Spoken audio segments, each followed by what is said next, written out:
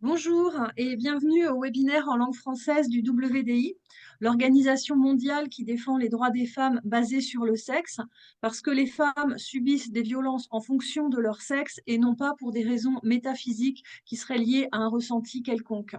C'est pour cette raison que le WDI est à l'origine de la Déclaration des droits des femmes basée sur le sexe. Notre déclaration réaffirme les droits des femmes tels qu'ils ont été présentés dans la CEDEF, la Convention de l'ONU pour l'élimination de toutes les formes de discrimination à l'égard des femmes. Notre déclaration, elle compte déjà plus de 37 000 signatures à travers le monde, provenant de 160 pays, et c'est un chiffre qui augmente de 200 signatures par semaine environ. Nous vous invitons à la signer à votre tour si ce n'est pas encore fait. Et tout au long du webinaire, vous allez pouvoir poser vos questions dans l'application questions-réponses de Zoom qui est en bas à peu près au milieu. Notre déclaration, elle se compose de 9 articles, parmi lesquels l'article 1 réaffirme les droits des femmes fondés sur le sexe. L'article 8, il réaffirme la nécessité d'éradiquer la violence à l'égard des femmes. Et l'article 9 réaffirme le besoin de protection des droits de l'enfant. Aujourd'hui, nous recevons Pauline Arrigui. Pauline est une militante féministe et journaliste indépendante. Elle a publié « Et si le féminisme nous rendait heureuses » en 2019 aux éditions Duno. Et après plusieurs articles sur la bioéthique, et notamment sur le transgenrisme, elle a écrit « Les ravages du genre », paru en 2023. Alors, elle réalise aussi des podcasts. Vous allez avoir le lien dans le chat. Bonjour Pauline et bienvenue. Bonjour, merci de me recevoir. Merci. Est-ce que tu veux bien nous parler du coup de ce livre, Les ravages du genre? Oui, alors je peux vous parler de la démarche qui m'a amenée à l'écrire. Ça remonte à loin. En fait, je pense que mon parcours est assez révélateur en fait, par rapport à comment j'ai approché le transgenrisme. Alors déjà, il y a un avant et un après 2010, évidemment. Alors avant 2010, je me rappelle d'une époque où, en fait, moi, dans mon entourage, j'ai eu l'occasion de rencontrer deux jeunes personnes qui avaient changé de genre ou changé de sexe, je ne sais plus trop comment on disait. Mais à l'époque, en fait, tout le monde les voyait comme des exceptions. En fait, c'était des personnes qui avaient un trouble et qui avaient fait cette démarche, mais c'était des exceptions. Et moi, à cette époque-là, je m'étais bien rendu compte que l'une et l'autre personne avaient des problèmes d'identité. Voilà, et en fait, j'avais vraiment vu ça comme un symptôme. Et donc voilà, j'étais dans cette idée-là. Et ensuite, donc je suis arrivée à Oser le féminisme en 2013. J'ai assez vite, intégré le conseil d'administration et là, j'arrive premier CA d'Oser le féminisme. C'était, il y avait une scission, en fait, premier CA, il y avait une scission entre un groupe de lesbiennes militantes, voilà, qui a quitté OLF et en fait, il y a une militante qui dit, hyper émue, «Mais en fait, la question des trans, c'est une question centrale dans le féminisme» et moi, enfin, j'ai un peu, pas que j'ai ri, mais enfin, je comprenais absolument pas, pourquoi elle disait ça. Pour moi, c'était voilà des exceptions, un nombre très, très réduit de personnes. Donc j'ai absolument pas compris et c'est ensuite que j'ai commencé à entendre qu'en fait, heu, il fallait modifier la définition de qui est une femme et qui est un homme et qu'il fallait prendre des pincettes pour parler de biologie, pour, s'adapter à une petite minorité de personnes. Je me dis: «Non, il y a un problème, en fait, on va pas changer notre langage pour faire plaisir à une toute petite minorité». Et ensuite, en fait, c'est quand on est dans le militantisme féministe, qu'on voit à quel point cette question est prégnante parce que, bah, oui, si on change la définition du mot femme, en fait, en tant que féministe, qui est-ce qu'on défend? Ça n'a plus aucun sens. Donc j'étais de plus en plus, on va dire, en colère contre, à la fois en fait, ce qui m'a choquée au début, c'est vraiment le côté intellectuel, de le un mot qui a une définition circulaire. C'était ça et ensuite, bah, j'ai vu toutes les, heu, voilà, ce qui se passe vis-à-vis des jeunes filles dans le sport, et les endroits non mixtes. Ce qui m'a amenée à écrire d'abord une tribune dans Marianne en 2020. Alors cette tribune, il y avait 140 signataires, donc c'était bien et après cette tribune, oui, déjà c'était toute une saga pour la publier. D'abord, elle est dans le Huffington Post. Elle a été publiée, donc ouf, ma tribune est publiée, on a les 140 signataires, c'est bon. Et je reçois 2 heures plus tard un message: «Ils ont supprimé ta tribune». Quoi? Et donc, je vais sur le site du HuffPost et je vois toutes nos excuses pour avoir publié ce texte transphobe. Les femmes trans sont des femmes. Point. C'est un peu mea culpa et, euh, et on redit le mantra. Voilà, il y avait un côté un peu comme ça. Donc, j'étais très en colère. J'ai dit: «Il faut que cette tribune paraisse, c'est pas possible en fait de rester sur cet échec» et finalement, c'est Marianne qui l'a publié, donc merci à eux et heu et cette tribune m'a valu non pas une, non pas 2, mais 3 contre-tribunes dans Libération. Voilà, à la fois de personnes militantes et à la fois de Camille Froidevométrie. Donc, Libération très, très énervée et donc ensuite, il y a eu plusieurs articles et je me suis dit qu'il y avait de quoi en faire un livre parce que déjà, la pensée, comment est-ce qu'intellectuellement on en est venu à créer un mot qui a une définition qui est en fait une tautologie, brisant ce qui est assez aussi structurant que la différence entre les hommes et les femmes. Ensuite, toutes les conséquences, tous les tenants aboutissants dans tellement de domaines différents que voilà, donc donc j'ai eu le projet du livre qui s'est ensuite appelé «Les ravages du genre» et là, c'était toute une aventure pour le faire publier. C'était a assez j'ai eu beaucoup de sueur froide, j'ai eu beaucoup d'insomnie parce que c'était vraiment pas gagné pour que je le fasse publier et ce qui est intéressant, dans toute cette saga, c'est qu'il y a eu 2 éditeurs, heu, dans lesquels les directeurs et directrices étaient assez partants, en fait. Une grand bah, je vais les citer, on est entre nous. Les éditions des Arènes et les éditions Utopia qui est une maison d'édition, plus petite et militante. Et alors, en fait, dans les 2 cas, j'ai parlé avec les directrices, directeurs, des maisons d'édition qui avaient, on va dire une soixantaine d'années ou je sais pas, en tout cas plus de 50 ans et qui étaient partants, qui trouvaient ça intéressant, voilà, qui étaient d'accord avec moi, qui trouvaient ça très bien. Et en fait, dans les 2 cas, je n'ai pas été publiée parce qu'ils ne voulaient pas se mettre à dos toutes leurs équipes de moins de 40 ans. Donc il y a un des cas où en gros il m'a dit: «Désolé, mais il y a eu des débats passionnés», j'ai vu un peu les échanges de mails, il y a eu des débats tellement passionnés, et finalement, voilà, on va pas le faire parce que c'est trop compliqué et en fait, dans l'autre maison d'édition qui est une grande maison d'édition, en fait, c'était assez marrant avec le recul, c'est que j'ai revu l'éditrice donc pour qu'elle me dise non, en fait. Je l'ai revue et je vois cette personne, elle était blême, elle était pas bien du tout. Et elle m'a dit qu'en fait, les personnes donc elle a été partante, le président aussi était partant, mais en fait, les personnes de moins de 40 ans étaient complètement contre, et voilà, elle m'a elle m'a dit un truc à la soixantaine. Elle me dit: «De toute ma carrière d'éditrice, je n'ai jamais vu un tel rejet d'un manuscrit».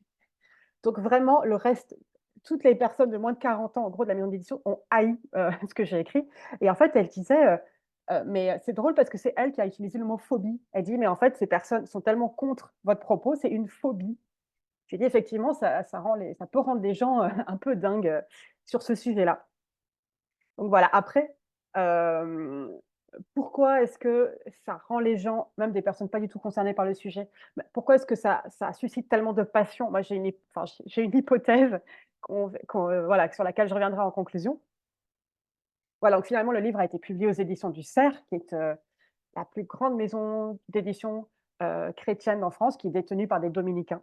Voilà, ça veut aussi dire quelque chose, en fait, que ce soit une édition conservatrice et chrétienne, qui a publié le livre. Alors ce dont je voulais vous parler, pour commencer, c'est en fait le fait que les militants transgenres empruntent, la rhétorique d'une minorité opprimée pour vraiment installer l'idée que la transidentité existe.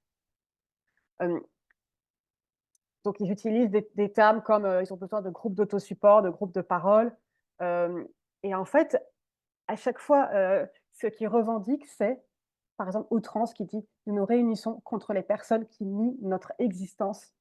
Donc il y a toujours le mantra «Ils existent», il y a aussi je peux te citer une tribune dans Le Monde de la pédopsychiatre Agnès Condat et de Claire Vandendriessche, donc qui sont à la fois médecins et militantes et elle commence en disant: «Les personnes trans existent».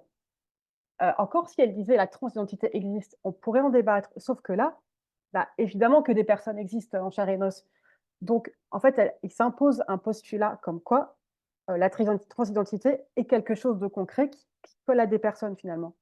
Et donc, dans ces tribunes du Monde, on lit: «La reconnaissance de l'existence des enfants trans est un préalable à tout débat démocratique concernant leur accompagnement». Une formule très péremptoire. Alors, est-ce que les enfants trans existent quand on sait que dans plus de 80 des cas, en fait, ces enfants qu'on pensait ou qui se pensaient trans, quand on ne les amène pas dans une transition, en fait, ils se réconcilient avec leur sexe après l'adolescence et en fait, ils n'en parlent plus. Donc c'est déjà, voilà, c'est déjà un postulat qu'on peut remettre en question, de dire que les personnes trans existent et finalement que les enfants trans existent. Et en fait, ça crée, vraiment un sentiment d'être attaqué. Parce que si on vous dit, «Vous faites partie d'une communauté» et en fait, le monde autour de vous dit que vous n'existez pas et il y a des meurtres et il y a des suicides qui sont liés au discours transphobe. En fait, à mon sens, ça a 2 effets. C'est que déjà, ces jeunes, ça les maintient dans une transidentité, c'est-à-dire que s'ils se croyaient trans, bah, en fait, ils vont se maintenir là-dedans puisqu'on leur dit: «Ce sont les transphobes qui disent que vous n'êtes pas trans, qui veulent nier votre existence». Donc ça les maintient là-dedans et aussi on crée une catégorie de jeunes qui sont maintenus dans un état de vulnérabilité et donc ils maintiennent voilà, cette vulnérabilité est maintenue puisque la transidentité n'est pas une solution et ils se vivent comme la minorité, la plus opprimée de cette société. Vraiment le monde est contre eux, avec un repli à la fois chaque personne se replie sur elle-même et à la fois un repli communautaire. Oui, puis il y a quand Et même une malhonnêteté parce que personne ne dit que ces personnes n'existent pas. Il y a jamais personne qui a dit: «Vous n'existez pas». non, mais en fait, Et c'est une malhonnêteté en transformant le discours de l'adversaire et en faisant dire aux autres ce que les autres ne disent pas. oui, C'est une façon d'attaquer et de faire croire que le monde est vraiment très, très méchant. oui, parce que si en plus tu ajoutes, heu, le monde, veut, parce qu'à la limite, vous n'existez pas, à la limite, c'est une clause de style, mais en plus, ils ajoutent, la transphobie tue, il y a des meurtres de jeunes. Donc en fait, il y a vraiment, un sentiment de oui, d'être en danger de mort permanent et en fait, on sait que, quand une personne ou quand un groupe se vit comme en danger de mort, en fait, ça peut justifier tous les actes de violence parce que si vous vous pensez en danger de mort, bah, en fait, si vous êtes violent, c'est de le comment dire? De l'autodéfense, en fait. Donc toutes les rhétoriques et toute la violence se justifient. Donc il y a aussi cette autre conséquence.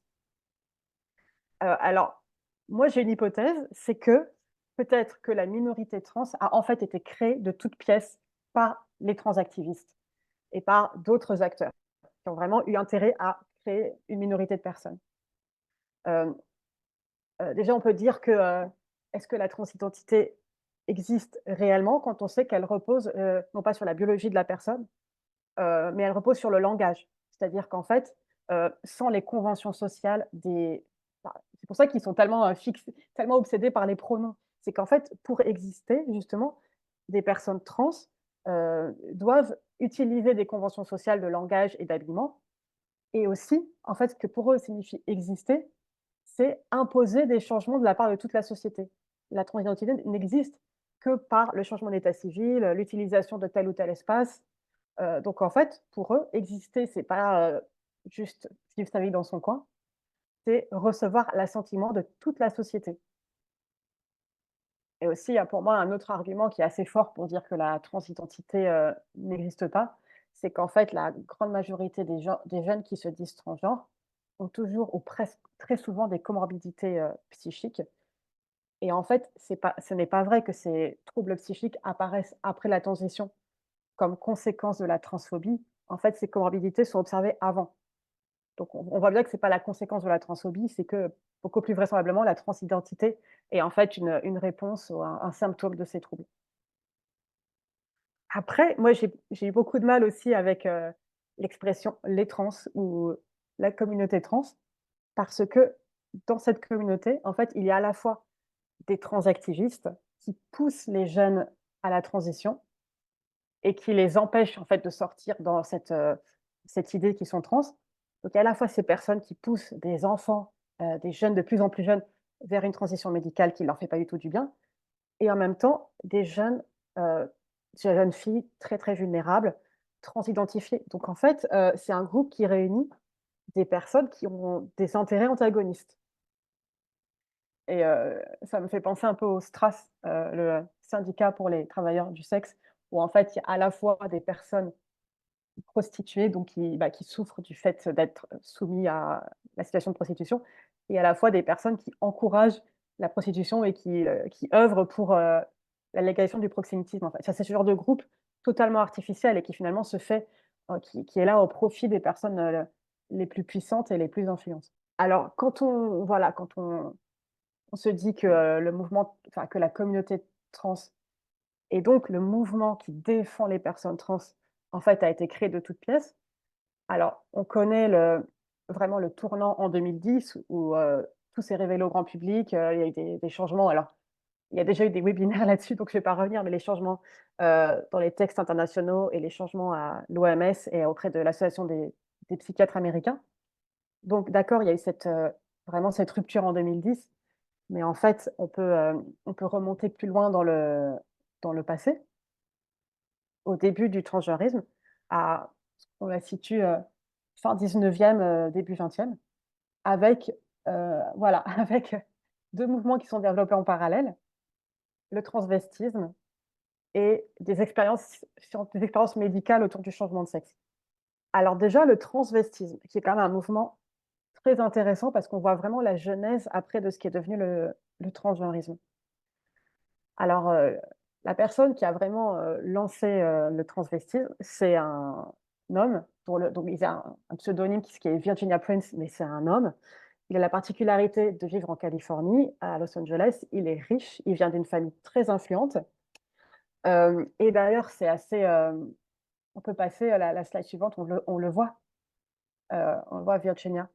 En fait, il y a quelque chose aussi que j'ai trouvé assez ironique, c'est que, donc Arnold, qui devient ensuite Virginia Prince, en fait, fait sa première apparition, habillé en femme, à l'église, et en fait, et là, il gagne dans sa paroisse et là, il gagne un concours de déguisement, ou de costume dans la catégorie femmes. Donc déjà, ça fait la première manifestation de transgenrisme, c'est déjà un homme, qui gagne un concours, parmi les femmes, en fait. Donc j'ai trouvé ça assez ironique et Virginia Prince, en fait, ne veut pas rester seule dans son goût pour les vêtements féminins et donc il crée un magazine et il crée des réunions d'hommes qui sont dédiées au fait, d'aimer, voire d'être excités par le fait de porter des vêtements de femmes et ce qui est intéressant, c'est que ces hommes dans ces réunions, ils sont tous hétéros, ils sont tous, d'un très bon milieu social et influents et ces réunions sont interdites aux homosexuels. Donc on voit que c'est vraiment du virilisme qui sert à réifier les femmes et à s'approprier des codes féminins, mais vraiment pour renforcer, en fait, ce que doit être la virilité et ce que doit être la féminité dans ce Ça, qu'elle a de plus, j'ai trouvé pardon? ça vraiment intéressant quand j'ai lu ça parce que je me suis dit, moi je pensais vraiment que l'homophobie du transactivisme, c'était quelque chose de récent. Mmh, Et en lisant ton livre, je me suis rendu compte que non, en fait, c'était dès le départ qu'il y avait cette homophobie latente, en fait. oui et bah, oui, je l'ai découvert aussi dans mes recherches pour le livre. C'est vrai que c'est d'où le mais c'est ça, c'est qu'en fait avec, c'est aujourd'hui, en fait, qu'il y a une confusion entre, Oui. voilà, le mouvement LGBT. En fait, c'est aujourd'hui qu'il y a une confusion entre la cause homosexuelle et lesbienne et la cause des transgenres. Hem et en fait, donc à cette époque-là, il y a une enquête réalisée auprès d'un millier de travestis qui disent tous ils ont une gratification sexuelle quand ils se travestissent. Donc c'est ce qu'on va appeler plus tard, l'autogynéphilie et il y a un exemple, en fait, dans tout ce qu'on voit là, il y a des filiations et en fait, on le retrouve maintenant et je ne sais pas si vous vous rappelez de Olivia, heu, alias Olivier Chaumont, qui a eu toute une carrière, d'homme hétérosexuel, accompli et en fait, qui à 50 ans, s'est dit qu'en fait, c'était une femme et en fait, ce qu'il raconte, c'est que, il s'amuse à marcher seul en talons aiguilles, la nuit dans la rue, seul et il dit que ça l'excite, en fait, de faire ça. Donc une situation bah, les femmes déjà, on le fait pas et en plus, si jamais ça nous arrivait, ça nous ferait peur. Bah, lui, en tant qu'homme, il aime bien jouer cette scène et être excité par ça. Donc ça existe encore maintenant. Donc après ce Virginia Prince, il y a eu, dans les années 60, une multiplication des magazines, pour les hommes qui aiment se travestir. Alors il y a plusieurs types, il y a la femme bourgeoise, après il y a la femme de chambre, il y a différents types comme ça, stéréotypés de femmes. Ensuite, au début du XXe siècle, voilà, c'est eux, transvestia. euh, début du XXe siècle, il y a eu les débuts de la transition médicale. Donc, fin 19e, il y avait déjà des expérimentations sur des cochons d'Inde, où on s'amusait à échanger des gonades de cochons d'Inde. Il y a des expérimentations comme ça. Et ensuite, début du XXe siècle, là, il y a eu la première personne, un premier homme qui est médicalement, on va dire, a fait une transition pour, entre guillemets, devenir une femme. Et donc, il s'appelait Einar Wegener, euh, qui était un peintre danois, voilà, qui a été totalement mutilé pour faire ce qui devait ressembler à une transition de genre. Et en fait, ce qui est intéressant, c'est que cette personne dit je ne veux pas être artiste, je veux être une femme. Et pour lui, il y a deux personnes qui vivent en lui, Lily et Einar. Donc Einar, c'est l'homme. Il dit Einar est ingénieux, sagace, il s'intéresse à tout. C'est un homme réfléchi et intelligent. Lily est futile, superficielle. Elle ne pense qu'à se choisir des robes et à s'amuser. Elle est inconséquente, irrationnelle, capricieuse. Femme. Voilà, donc en fait, vraiment, les débuts du transgenrisme sont déjà marqués par en fait un renforcement des stéréotypes sexistes. Après, il y a le cas de Harry Benjamin, à la fin du 19e. Alors lui, pareil, il dit que le transsexualisme correspond à une inadéquation entre le sexe biologique et le sexe psychologique. Donc on ne sait toujours pas ce que c'est que le sexe psychologique. Et Harry Benjamin, c'est celui qui a fondé une association professionnelle qui est devenue la WPATH, donc l'association médicale de médecins euh, pour les personnes transgenres, en fait, découle directement de ce Harry Benjamin, euh, qui a transformé un homme, un Américain, en femme, qui s'appelle Christine Jorgensen. C'est grâce à Christine Jorgensen que la problématique a été connue. Et Harry Benjamin dit à cette personne, en effet, Christine, sans vous, probablement rien de tout cela ne serait arrivé. La subvention, mes publications, mes conférences. Voilà, donc en fait, il a complètement utilisé une personne comme cobaye pour se faire connaître et pour avoir de nouveaux patients. Et je sais plus le nom, j'ai plus le nom masculin d'origine de Christine Jorgensen, mais en tout cas, cette personne disait mes émotions sont celles d'une femme ou d'un homosexuel. Et en fait, en l'occurrence, il était homosexuel, mais ça allait contre ses valeurs religieuses et donc il préférait être considéré comme une femme, donc une femme hétéro. Ce qui allait aussi dans le sens des médecins de l'époque qui préféraient penser que l'homosexualité est une maladie qu'il fallait soigner. Et ça, on le retrouve en fait. C'est ça, ça date, on peut se dire, ça date fin 19e, années 30. C'est du passé, c'est lointain. Mais en fait, maintenant, 2020-2023, c'est exactement pareil. Il y a le chef d'entreprise François, maintenant Françoise Bouillet, qui dit je m'identifie aux valeurs féminines, donc je suis une femme. Et j'ai regardé, en fait, j'ai été sur YouTube pour mon livre et j'ai regardé énormément de vidéos de jeunes, moins de 20 ans, qui expliquent comment est-ce qu'ils ont su qu'ils étaient trans. Et à chaque fois, il y a vraiment on voit vraiment des stéréotypes comme un jeune homme, Elio, qui dit, non, une fille en fait, qui dit qu'elle n'a jamais été une fille car, je cite, j'étais dans le cliché du petit garçon, j'aimais les voitures et le foot. Il y a vraiment ça. C'est-à-dire que soit ces filles étaient ce qu'on appelle maintenant, entre guillemets, les garçons manqués, soit elles réécrivent l'histoire à l'envers, mais en tout cas, vraiment, il y a des clichés sexistes et ça ne choque personne, j'ai envie de dire. Enfin, vraiment, ça passe de dire des choses aussi archaïques que ça. Alors, pour moi, c'était intéressant en fait, de voir cette filiation, comme quoi, en fait, ce mouvement n'a pas vraiment évolué depuis le début. Alors, par contre, ce qui a changé vraiment en 2010, euh, c'est que il y a eu c'est devenu vraiment quelque chose de complètement capitaliste. En fait, il y a vraiment des milliardaires qui s'en sont emparés, des firmes multinationales qui se sont emparées du phénomène transgenre. Et c'est comme ça que j'avance qu'en fait, le transgenrisme est un nouvel avatar du capitalisme. Alors déjà, en fait, oui, je vous ai mis les multinationales adorent les trans comme illustration avec la marque de cosmétiques anglaise Lush. Alors, j'ai vu qu'ils avaient un partenariat pour vendre des binders. Voilà, donc là, ils ont une manifestation trans rights. En tout cas, ils ont des partenariats commerciaux pour ça. Il y a L'Oréal qui a créé une ligne pour les trans. Là, à côté, vous voyez Ellen Page, qui est devenue Elliot Page, qui est devenue l'égérie de la marque Gucci. Vraiment, les multinationales adorent les trans et les mettre en avant. Alors peut-être que finalement, le transgenrisme n'est pas si transgressif que ça, puisque le capitalisme adore ce mouvement.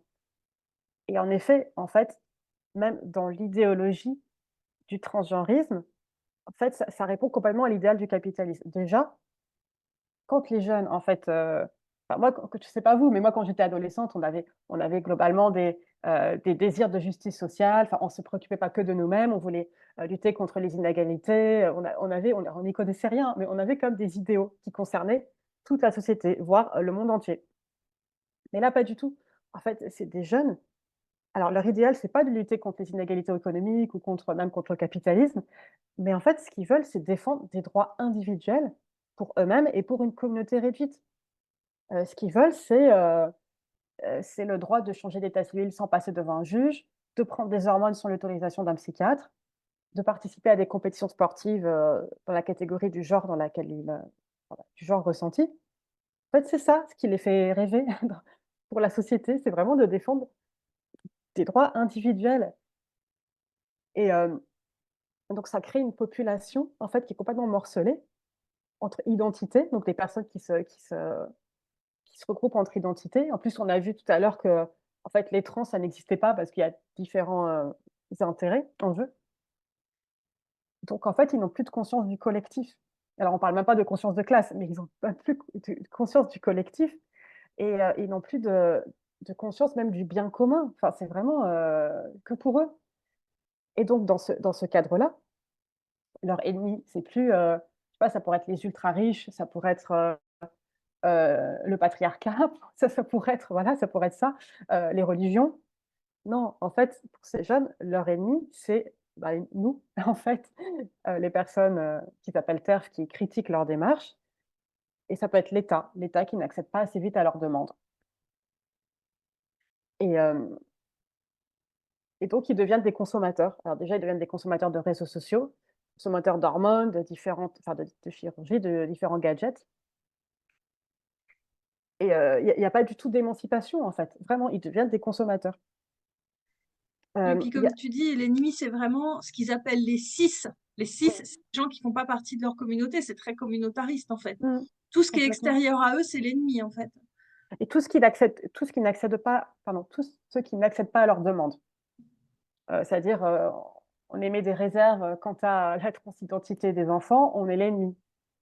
Heu, les profs qui n'acceptent pas tout de suite de changer le prénom de leur élève, c'est l'ennemi. Enfin et il y a aussi autre chose qui fait vraiment partie des valeurs du capitalisme et je fais un rapprochement par rapport au transgenrisme.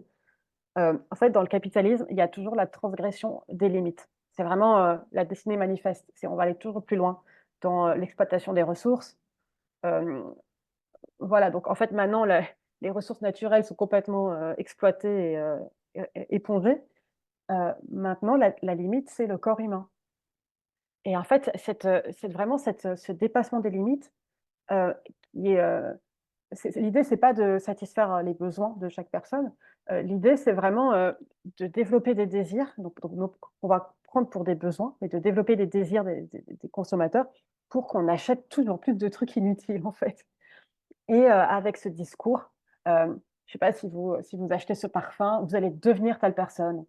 Donc vraiment de trava que chaque individu, œuvre à sa propre identité en achetant toujours plus d'objets. Et là, c'est ça, c'est vraiment, travailler à votre propre identité, vraiment, ne vous préoccupez que de votre affirmation de vous-même et avec, vraiment la transgression, bah, non plus de la limite, de la nature et des ressources, mais de la limite qui est imposée par notre corps sexué. Donc ça, c'est la dernière, enfin, en tout cas, une des dernières limites qui est franchie par le capitalisme. Alors on savait que alors en tant que féministe, on savait qu'en fait, beaucoup d'entreprises font fortune sur, notre incapacité acquise à aimer notre corps et notre visage comme ils sont, comme ils sont. Heu Mais en fait, il y a toujours des jeunes filles qui sont rebelles à la mode, au maquillage, etc. Tandis que là, maintenant, en fait, ces adolescentes qui sont rebelles au marketing, en tout cas qui ne sont pas sensibles au marketing, on va leur mettre dans la tête qu'en fait, elles ne se conforment pas au genre, qu'elles sont non-binaires, voire transgenres. Et donc, elles reviennent en fait dans de la consommation d'hormones. Et c'est ça qui est vraiment cynique, c'est qu'en fait, les personnes transgenres croient qu'elles échappent elles échappent à leur sexe assigné à la naissance, mais en fait, elles n'échappent pas du tout à la prédation capitaliste. Déjà, en faisant croire à des personnes en bonne santé qu'elles ont besoin d'un traitement médical, euh, on voit que des laboratoires pharmaceutiques créent une nouvelle niche et créent une nouvelle part de marché. Alors, c'est très, très cynique, mais il y a vraiment de ça.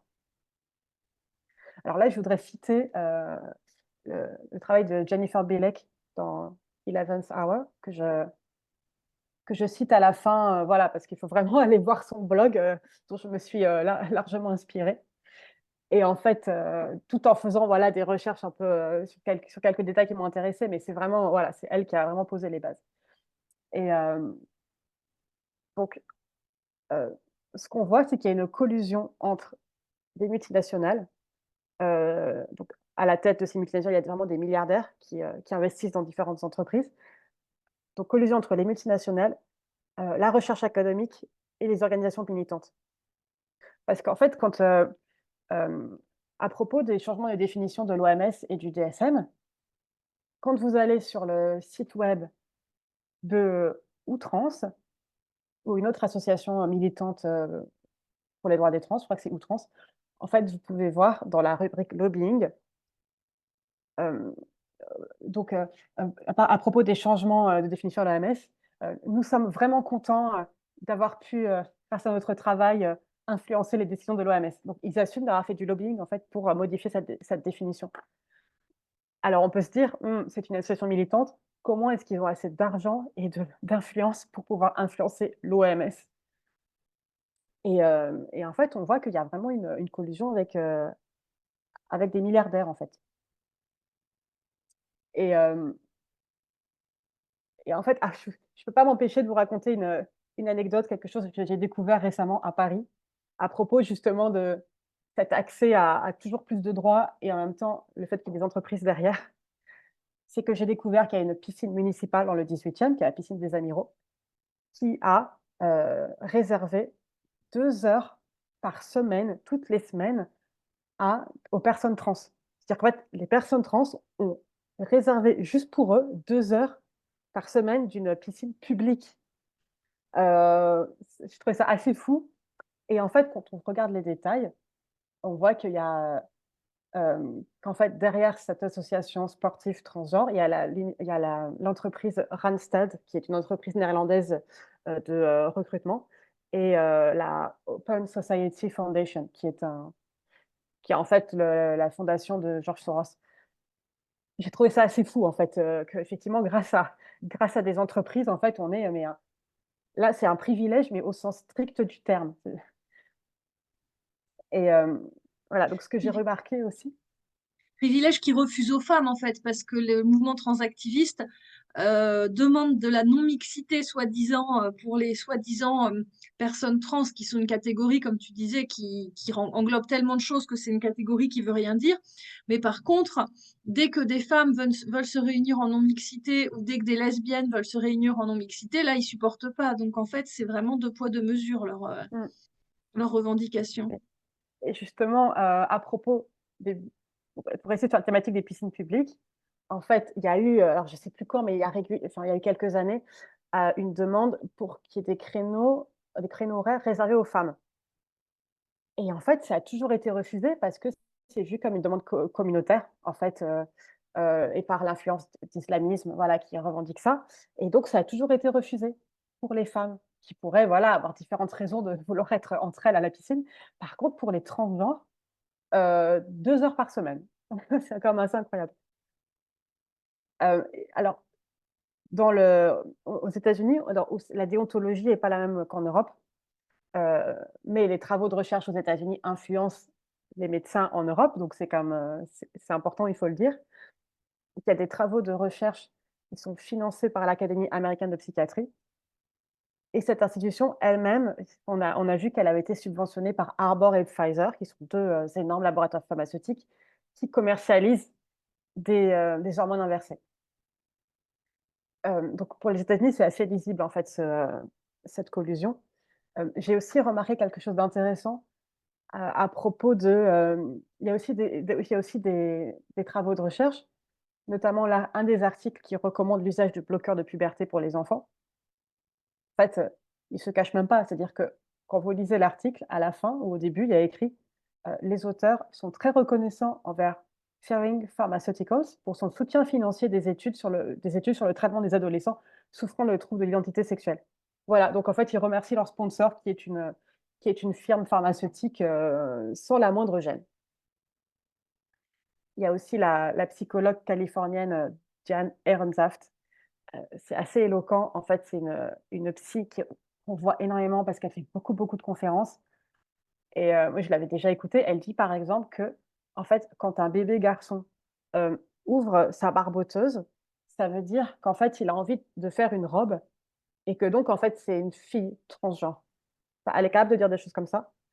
C'est aussi la même psy qui disent, «Non, mais de toute façon, les adolescentes, si elles se coupent les seins et qu'elles changent d'avis, bah, elles pourront toujours s'en poser des faux après». Voilà. C'est vrai qu'elle C'est est un complètement délirante à chaque fois que je l'entends parler, mais elle raconte mais n'importe quoi. On ne sait pas comment elle peut avoir cette place-là, en fait. Oui et heu donc elle dit que l'administration de bloqueurs de puberté est un droit humain et on se rend compte qu'elle fait partie du comité consultatif d'AbbVie, qui est aussi qui est une entreprise qui vend des bloqueurs de puberté, en fait. Donc voilà, à chaque fois, il y a une motivation commerciale. Après, pourquoi est-ce que ça marche aussi bien auprès du grand public? Ça, j'ai plusieurs hypothèses, mais voilà. Il y a certes des subventions, mais il se trouve que ça trouve quand même un public. Alors, est-ce que c'est parce qu'ils sont convaincus par les stéréotypes sexistes, en fait, qui sont véhiculés par le transgenrisme? L'idée qu'on peut être, qu'une fille garçon manqué et en fait un garçon. Est-ce qu'ils sont susceptibles à ça? Sûrement. Hem, il y a aussi alors il y a TikTok qui est une firme chinoise, mais sinon, les GAFAM, en fait, qui sont des entreprises américaines, adorent le transgenrisme. Ils investissent aussi beaucoup dans cette économie-là. Heu, tout ça, en fait, parce que tout simplement, les adolescents et adolescentes qui commencent à se poser des questions sur leur identité et sur leur corps, vont sur internet, vont sur les réseaux sociaux. Elles trouvent des contenus qui leur disent qu'en fait, qu'elles sont trans et en fait, ça fait effet boule de neige, donc elles passent de plus en plus de temps sur les réseaux et plus elles passent du temps sur les réseaux, plus en fait, elles ont un rapport au corps qui est contrarié vu qu'elles passent, des journées et des nuits sur un écran, devant un écran. Donc elles sont de plus en plus persuadées qu'elles sont transgenres vu qu'elles ont pas en fait, elles perdent le sentiment de réalité de leur corps et donc ça se nourrit en fait.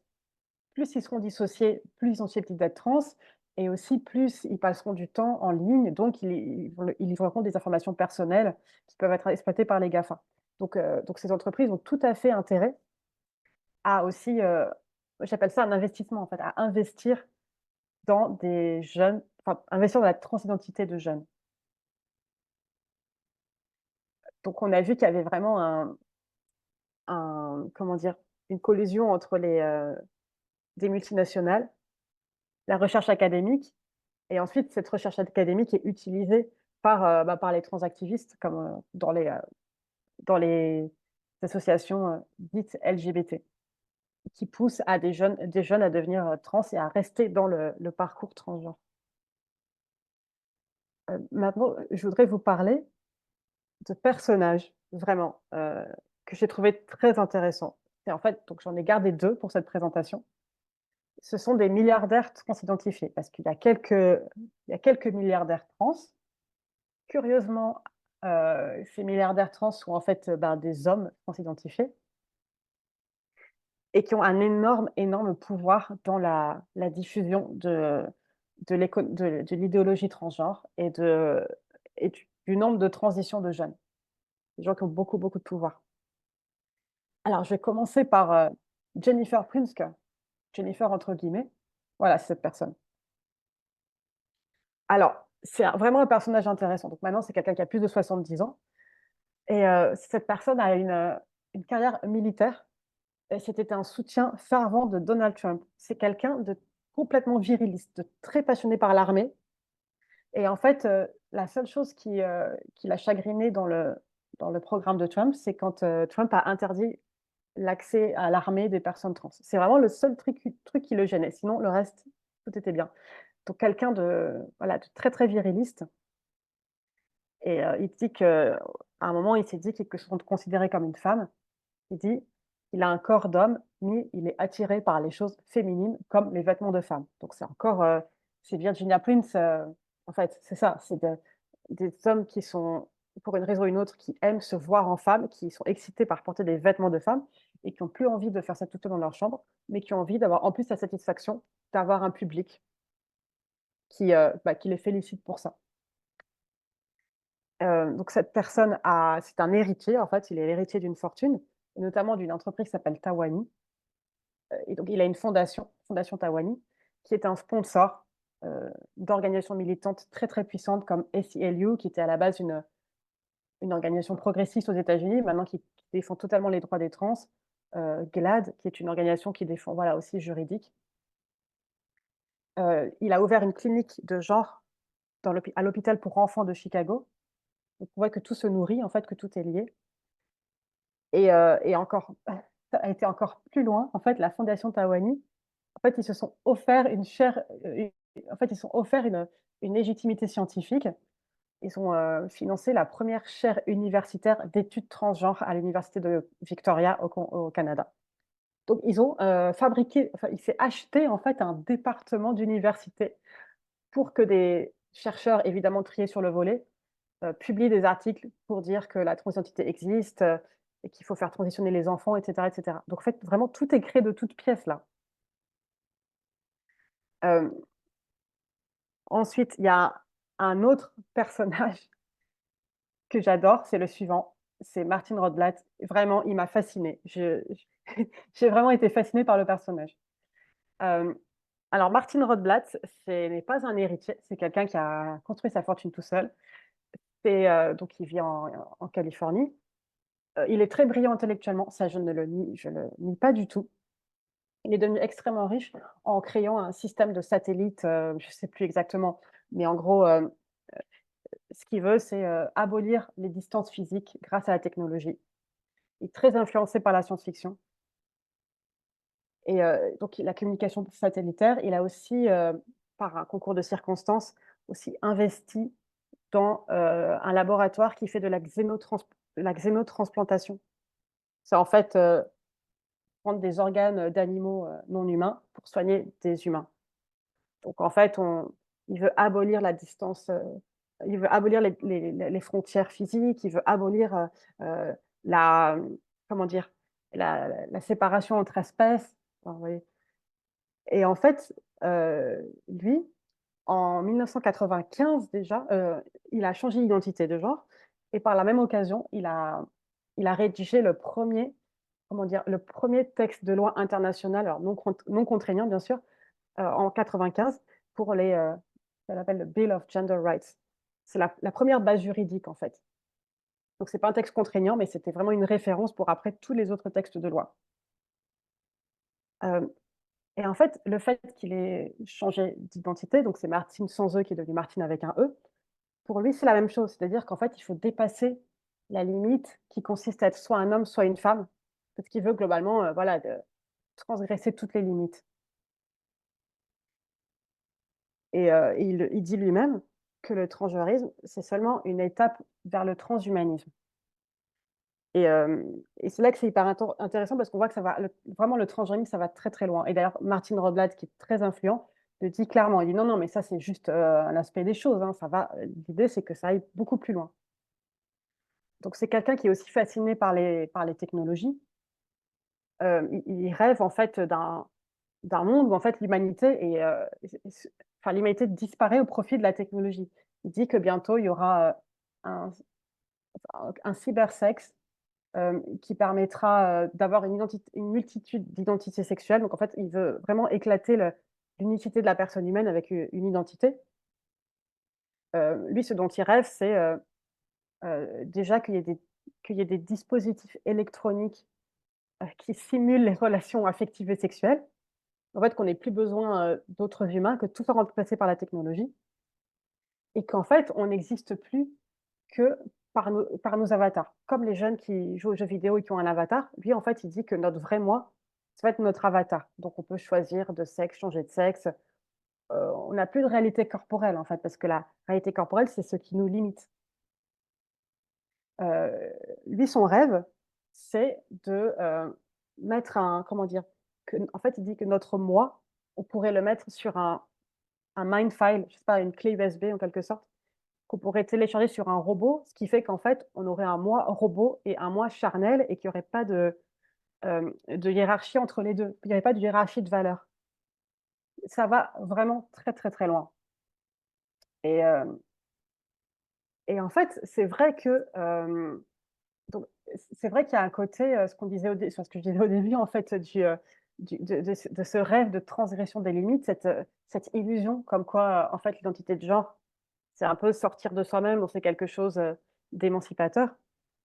En fait, le transhumanisme, leur but, c'est d'émanciper, l'humanité de leurs limites biologiques. Ce qu'ils veulent, c'est créer c'est en fait améliorer l'espèce humaine C'est fou ce que et tu racontes parce que c'est pas cela que les militants de base mettent en avant. Ils mmh, vont toujours nous mettre en avant le film Petite Fille, faire des trucs super mignons, alors qu'en ouais, réalité, toutes ces personnes, non mais oui, enfin c'est fait mmh pour mh, les gens, hein, ces films-là. oui, Et puis toutes ces youtubeuses. En tout cas, c'est vrai que quand on commence à creuser et qu'on voit tous ces personnages-là, on dit non, mais c'est des gens qui exagèrent, c'est pas la majorité, mais c'est malgré tout c'est quand même eux qui influent sur tout mmh, le reste du mouvement. On les voit, enfin, c'est pas ceux qu'on va mettre en avant, mais malgré tout, c'est eux qui vont prévoir toutes les politiques, inventer les concepts, etc., et influer sur le reste du monde. oui et après évidemment, il y a rien de commun entre ces hommes milliardaires, Oui, et des très jeunes filles, voire petites filles, qui souffrent, d'autisme, de trauma sexuel et qui sont utilisées par ça. Enfin, il y a rien de commun et en fait, c'est des milliardaires, en fait, vraiment, j'ai vraiment l'idée qu'ils investissent dans ces jeunes pour après avoir comme retour sur investissement, bah, tout l'argent qu'ils vont dépenser en hormones. Là, ce qu'on voit sur l'illustration, donc à gauche, c'est Martine Rotblat et à droite, c'est certes un robot, mais c'est son épouse, en fait, parce que Martine Rotblat est mariée avec une femme qui s'appelle Dina, qui ressemble un tout petit peu à ce robot. En fait, il a créé un double robot de sa femme, qui l'anime avec une intelligence artificielle et en fait, l'idée de Martin Rothblatt, c'est que tout ce qu'on laisse comme trace sur internet, avec tout ça, on pourrait recréer, notre personnalité dans un robot. Voilà, donc en fait, Bina, c'est la réplique enfin Bina, non, le robot est une réplique de Bina avec une intelligence artificielle qui lui permet de parler, comme si elle était elle, sur la base de tout ce qu'elle a raconté en ligne. Et en fait, pour eux, c'est complètement équivalent et en fait, ils ont l'idée aussi qu'ils vont devenir immortels grâce à ce genre de procédé. Il y a une fascination, on se libère de la binarité sexuelle, aussi on se libère de la mort. C'est les mêmes personnes qui investissent dans, dans des sortes d'églises technologiques pour supprimer la mort. Ça va être vraiment la même volonté et heu et en fait, quand on veut se libérer donc de la binarité sexuelle, évidemment, qu'est-ce que ça implique? Se libérer aussi des contraintes liées à la procréation. Parce qu'en fait, s'il y a une binarité sexuelle, c'est parce que la procréation implique, à un moment donné, qu'il y ait des gamètes mâles et des gamètes femelles. Heu et en fait, pareil, c'est aussi dans le même projet de, de s'émanciper de la procréation telle qu'elle est. Heu, donc ça va aboutir, bah, 1 première étape des GPA, ce qui est aussi bien pratique parce qu'en fait, quand vous avez, toute une population de jeunes personnes qui sont infertiles à cause des hormones, bah, vous allez pouvoir leur vendre, heu, des conservations de gamètes, enfin différents procédés et des GPA. Donc c'est aussi un investissement pour le business de la procréation et voilà, c'est aussi, après le transgenrisme, ça va extrêmement loin dans tout ce qui est, vraiment je mettais éclatement de la nature humaine, mais après ça va extrêmement loin dans tout ce que les multinationales peuvent proposer. Donc en fait, on reste à la fois dans quelque chose de très, très, très capitaliste et en même temps, quand même, à quelque chose. C'est pas, pour moi, c'est vraiment pas seulement ça. Et je reviens au tout début de ce que je disais quand les personnes dans les milieux de l'édition étaient mais en rage, enfin, sont devenus complètement fous à l'idée de mon manuscrit. Et pourquoi est-ce qu'il y a des personnes vraiment que ça rend très, très, très passionnées d'être contre notre discours? Pour moi, ça rejoint en fait le rêve transhumaniste d'échapper à notre condition parce que oui, on est aussi, et peut-être avant tout, heu, des humains, c'est-à-dire, bah, des animaux, sexués et en fait, il y a des personnes qui ne supportent pas ça et qui voudraient en fait, qui ont ce rêve de pouvoir, décider écrire soi-même qui on est et qui ont ce rêve d'avoir une identité, un moi qui serait, au-dessus et indépendant de notre réalité charnelle. Heu, voilà, c'est tout ce que j'avais à dire de mon côté. Donc mais il y a Magali qui écrit: «Mais je veux mourir moi». Et en fait, il y aura toujours il y a les milliardaires, immortels et il y aura toujours une classe de personnes qui n'auront pas de quoi se payer, l'immortalité. Bah oui, merci et Merci à justement vous. par rapport à toutes ces pour rebondir, là, ce que tu décris et puis ce qu'on remarque quand même depuis pas mal d'années, c'est que les valeurs du transactivisme, c'est une négation de tous les rapports de pouvoir qui sont combattus par la gauche. C'est un mouvement qui fait l'apologie des valeurs identitaristes et essentialistes qui, auparavant, c'était les valeurs de l'extrême droite et non pas les valeurs de la gauche, hein, parce que la Mmh. gauche a toujours rejeté les valeurs identitaristes et essentialistes. Et ce mouvement transactiviste, il renforce les normes sociales. Et en plus, bah, du coup, il fait vraiment l'apologie du capitalisme. Du coup, toutes ces valeurs de droite, comment tu expliques que les médias de gauche adhèrent au transactivisme alors que visiblement c'est plutôt un mouvement de droite, voire d'extrême droite, euh, et les médias de gauche font l'apologie de l'idéologie transactiviste en fait. Alors déjà, Comment il y tu a peux une expliquer énorme ça? Comment se fait que la ouais. gauche, enfin que la gauche adhère à ça, quoi? Oui, bah, déjà, il y a un énorme malentendu avec la création du sigle LGBT. C'est-à-dire, en fait, le malentendu, c'est de voir que les personnes trans sont, à l'instar des personnes homosexuelles et lesbiennes, une minorité sexuelle opprimée. Il y a un parallèle qui est fait tout le temps. Donc déjà, ça crée un malentendu même dans l'esprit de personnes qui sont de bonne foi. Il y a aussi autre chose, c'est qu'effectivement, les médias de gauche, bah, ne nous aiment pas et et les médias qui nous relayent sont conservateurs. On pourrait penser que c'est paradoxal, mais en fait, les médias de gauche, eux, sont sur une ligne finalement, libérale dans le sens où ce qu'ils défendent, c'est, les libertés individuelles. C'est, l'affirmation de soi contre un ordre établi. Alors l'ordre établi, ça peut être, l'armée, l'État, la religion. Ça, c'est l'ordre établi contre lequel il faut que l'individu, heu, voilà, s'émancipe et s'affirme. Donc ça, c'est vraiment, c'est l'idéologie finalement de la gauche. Il y a aussi cette idée que, qu'il ne faut pas juger, que voilà, c'est à l'individu à juger. Il faut pas parce que pareil, il y a encore cette hantise d'avoir heu, comment dire?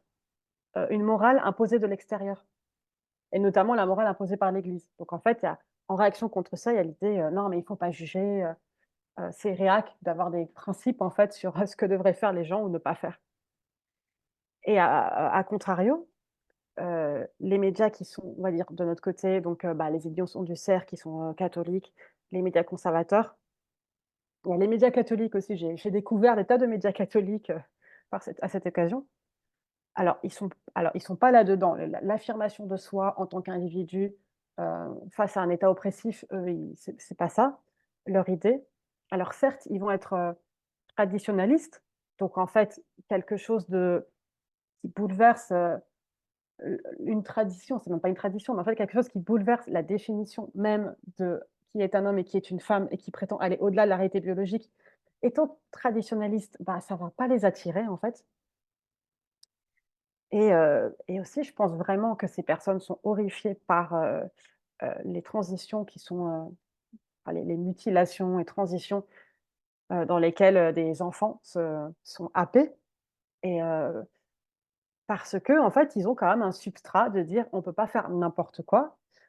ni aux enfants ni aux adultes, et spécialement pas aux adultes. Et alors que les médias de gauche, ça va être un énorme relativisme moral, se dire bah, franchement, s'il y a des enfants qui sont consentants à être mutilés, laissons-les faire. Voilà, vraiment un relativisme moral. Et tandis que, en fait, dans les médias conservateurs, enfin, les conservateurs en général, ils ont une idée de la dignité humaine qui est universelle. Et ça, c'est aussi des choses que j'ai remarquées dans des débats, enfin, dans une recherche à propos de la GPA.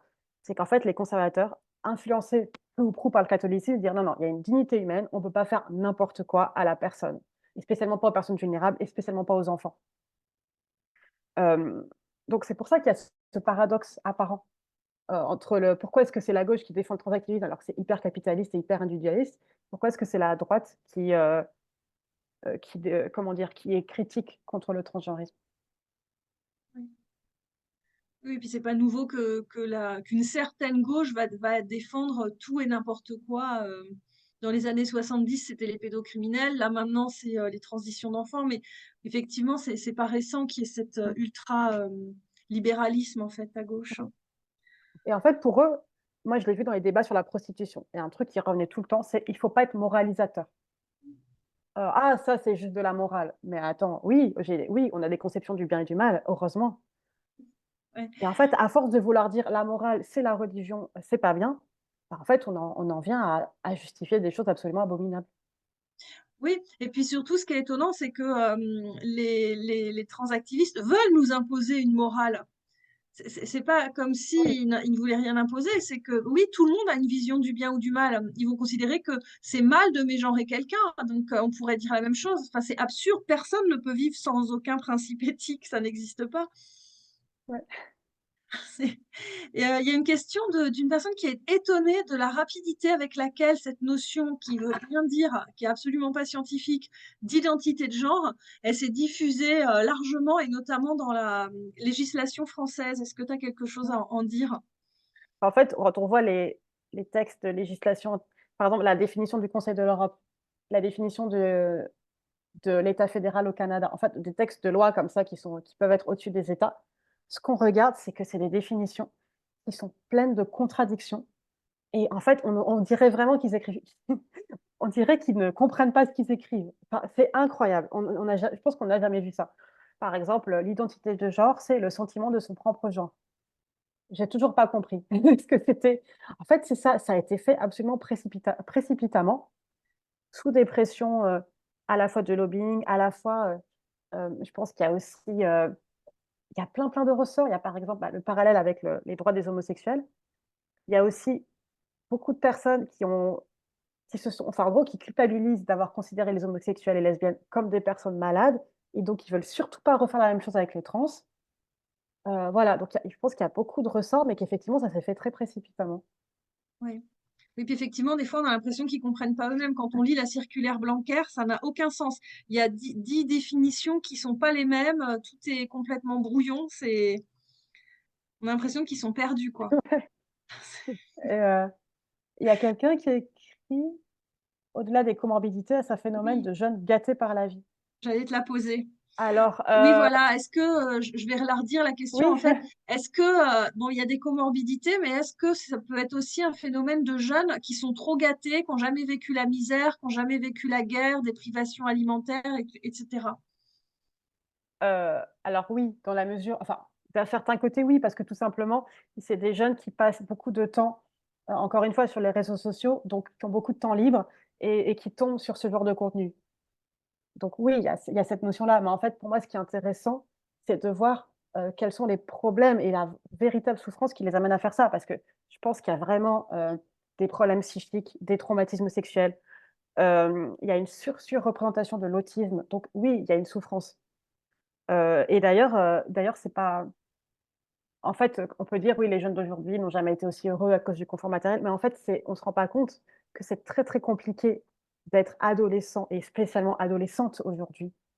Il y a des vrais liés à la banalisation du porno qui entraîne des violences entre jeunes, liées à le fait que des perturbateurs endocriniens fait qu'il y a des jeunes filles qui ont leurs règles à 10 ans, elles ne sont pas du tout prêtes. Enfin, il y a vraiment des difficultés qui touchent les adolescentes dans les pays développés comme le nôtre.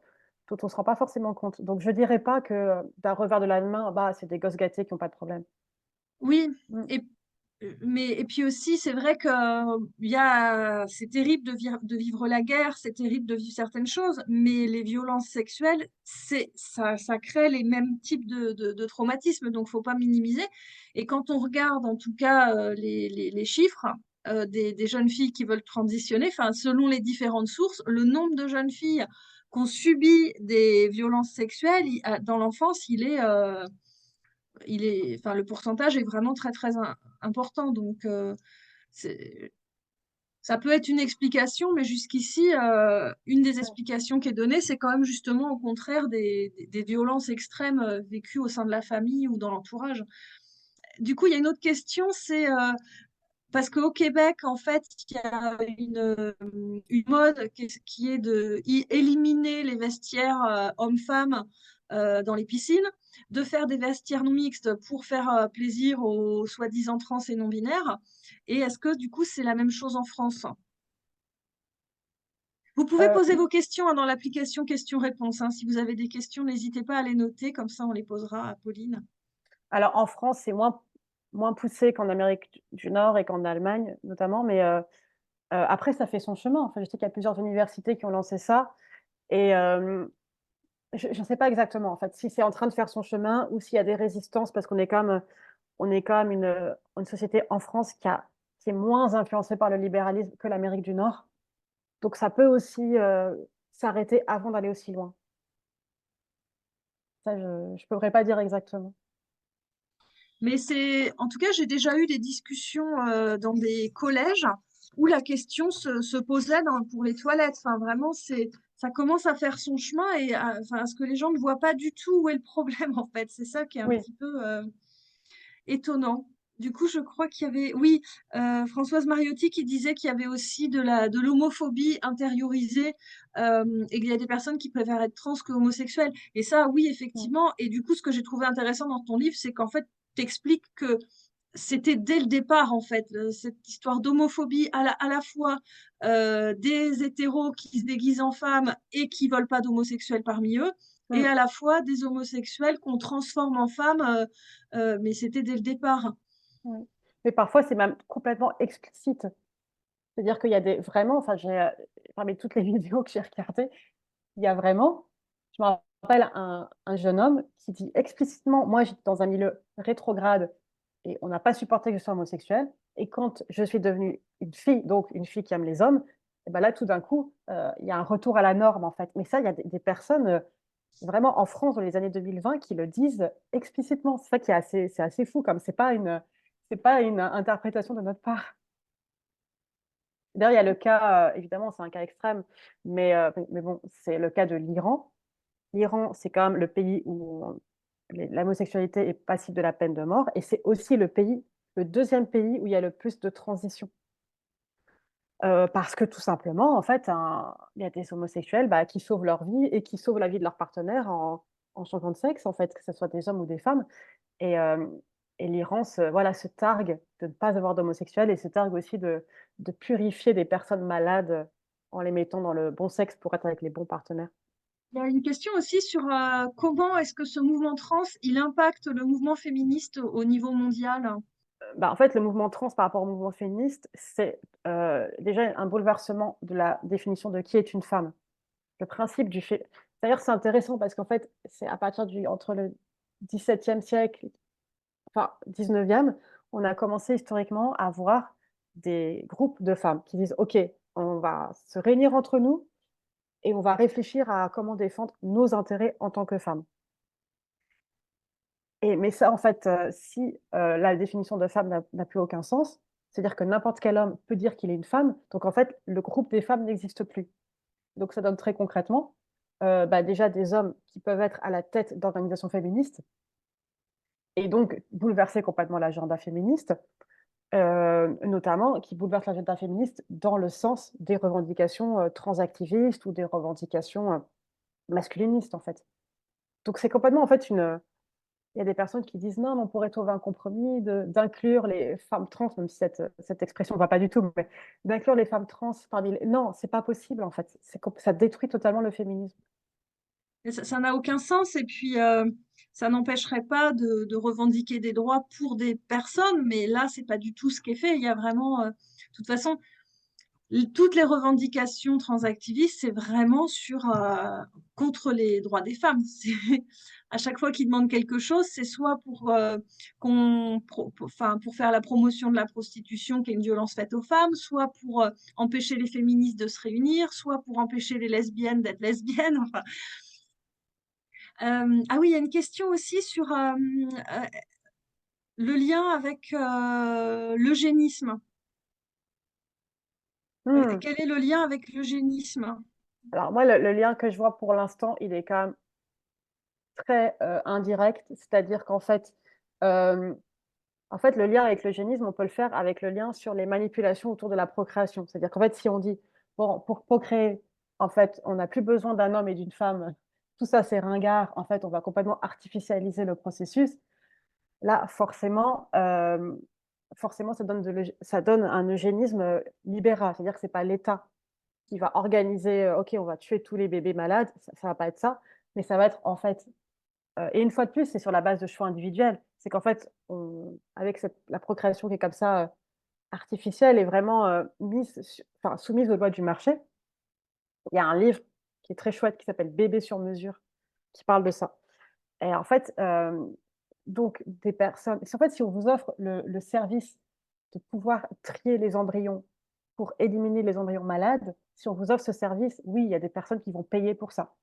Ou des personnes, évidemment, qui vont payer pour avoir un garçon plutôt qu'une fille, ou certains gènes plutôt que d'autres. Et donc, c'est là où on tombe sur un eugénisme. Mais en fait, c'est un eugénisme qui ne dit pas son nom, parce qu'en fait, c'est des décisions libérales, c'est la force du marché.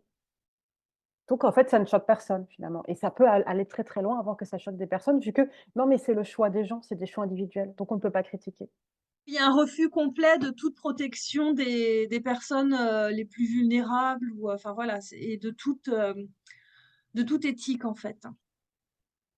Mm. Euh, Là, je cite les oui, voilà, d'autres, voilà. d'autres Ta bons livres conclusion. à lire sur le sujet, dont Ouais. je me suis inspirée pour cet exposé enfin, qui recoupe pas complètement ce que j'ai écrit et voilà. Donc, il y a aussi les livres de nos amis Nicolas Cazot et Audrey A. Nés dans la mauvaise société, Ellen Joyce et le blog de Jennifer Bilek qui parle du business de la procréation et du business du transactivisme. Très, très bien. Oui, comment ça se passe depuis la parution de l'ouvrage pour toi? Alors, ça se passe bien. C'était vraiment des personnes qui ont eu peur pour moi, notamment mon éditeur qui a dit ah, vous êtes très courageuse. Voilà, c'était plus encore plus effrayant. Mais non, franchement, non, il y a une couverture médiatique qui se passe bien. Alors, évidemment, les médias conservateurs et les médias catholiques m'adorent. Bon, ça, voilà, je suis prête. J'ai aussi reçu une demande d'interview de Valeurs Actuelles que j'ai poliment déclinée, parce que quand même, il ne faut pas exagérer. Euh, mais sinon, non, j'ai pas reçu de montagne d'insultes et j'ai eu de la chance pour ça. En tout cas, Merci il y à a vous. plein de remerciements dans le Ouais, chat. merci. Du coup, merci beaucoup et puis merci à tout le monde. On arrive du coup à... Ah oui, comment convaincre la gauche? Les Oula, questions arrivent. Mais c'est ce qu'on essaye de faire avec tous ces oui, webinaires. ouais, ouais. Et puis les tribunes, et puis tout ce travail, en fait, qui est fait parce que... Enfin, je sais pas ce que tu en penses, mais quand même, il y a quand même à gauche beaucoup de personnes qui résistent. Oui. En fait, c'est la problématique des enfants. Je pense qu'il peut toucher tout le monde. Parce qu'il y Oui, a pas mal de personnes à qui je parle qui disent, bon, les adultes font ce qu'ils veulent. C'est un peu plus compliqué que ça, mais en tout cas, l'intégrité des enfants, ça, c'est vraiment quelque chose que la grande majorité des gens, à laquelle la grande majorité des gens sont sensibles. oui. Complètement. Et puis, il y a aussi les gens de la gauche socialiste qui voient bien qu'il y a un truc qui va pas. Enfin, en fait, il y a différents angles d'approche. Les gens sont touchés pour différentes raisons, mais finissent par se retrouver sur le fait qu'il y a un problème. Ben, je remercie tout le monde. Merci, Pauline. Merci à toi. Et puis, notre prochain webinaire, il aura lieu le 3 mars. Vous recevrez une invitation par mail. Et la vidéo, elle sera diffusée sur YouTube. Donc, vous pourrez la diffuser. Donc, il y a déjà nos anciennes vidéos sur YouTube, sur la chaîne du WDI francophone ou sur la chaîne Nous Femmes. Et je vous rappelle que vous pouvez signer et partager la Déclaration des droits des femmes basée sur le sexe sur le site wdi-womensdeclaration.com tout attaché. Et ben, je vous dis à dans un mois, le 3 mars. Merci, au revoir. Merci, au revoir. Merci, Pauline. Merci.